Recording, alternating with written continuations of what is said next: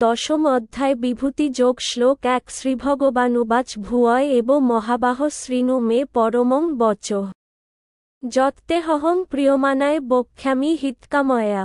1 শ্রীভগবান উবাচ পরমেশ্বর ভগবান বললেন, ভূ পুনরায়, এব অবশ্যই।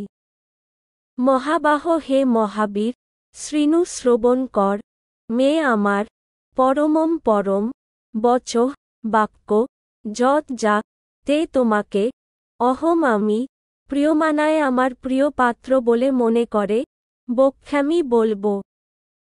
হিতকাময়া হিত কামনায়। গীতার গান শ্রীভগবান কহিলেন, আবার বলি যে শুন পরম বচন। তোমার মঙ্গল হেতু কহি বিবরণ অনুবাদ পরমেশ্বর ভগবান বললেন হে মহাবাহ, পুনরায় শ্রবণ কর। যেহেতু তুমি 37 তোর আমার প্রিয় পাত্র, তাই তোমার হিতকামনায় আমি পূর্বে যা বলেছি, তার থেকেও উৎকৃষ্ট তত্ত্ব বলছি। তাৎপর্য ভগবান শব্দটির ব্যাখ্যা করে পরাশর মুনি বলেছেন, যিনি সর্বতোভাবে সরৈশ্বর্যপূর্ণ, যার মধ্যে সমগ্র ঐশ্বর্য, বীর্য, যশ, শ্রী, জ্ঞান ও বৈরাগ্য পূর্ণরূপে বিদ্যমান, তিনিই হচ্ছেন পরম পুরুষোত্তম ভগবান। শ্রীকৃষ্ণ যখন এই জগতে প্রকট ছিলেন, তিনি তার সরৈশ্বর্য পূর্ণরূপে প্রকাশ করেছিলেন। তাই পরাশর মুনির মতো মহর্ষিরা সকলেই তাকে পরম পুরুষোত্তম ভগবান বলে স্বীকার করেছেন।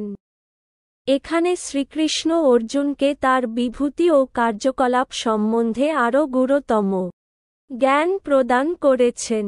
পূর্বে 7ম অধ্যায় থেকে শুরু করে ভগবান তার বিভিন্ন শক্তি এবং তারা কিভাবে ক্রিয়া করে, সেই কথা বিশদভাবে বর্ণনা করেছেন। এখন এই অধ্যায়ে তিনি তার বিশেষ বিভূতির কথা অর্জুনকে শোনাচ্ছেন। পূর্ববর্তী অধ্যায়ে তিনি তার বিভিন্ন শক্তির কথা বিশ্লেষণ করে শুনিয়েছেন, যাতে অর্জুনের হৃদয়ে দৃঢ় ভক্তির উদয় হয়।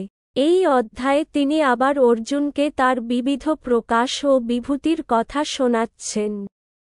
পরমেশ্বর ভগবানের কথা যতই শ্রবণ করা যায়, ভগবানের প্রতি ভক্তি ততই দৃঢ় হয়। ভক্তসঙ্গে ভগবানের কথা সর্বদাই শ্রবণ করা উচিত, তার ফলে ভক্তি বৃদ্ধি হয়।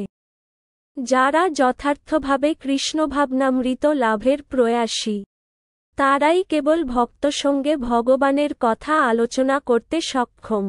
অন্যেরা এই ধরনের আলোচনায় অংশগ্রহণ করতে পারে না। ভগবান স্পষ্টভাবে অর্জুনকে বলেছেন যে, যেহেতু অর্জুন তার অতি প্রিয়, তাই তার মঙ্গলের জন্য এই সমস্ত কথা আলোচনা হচ্ছে।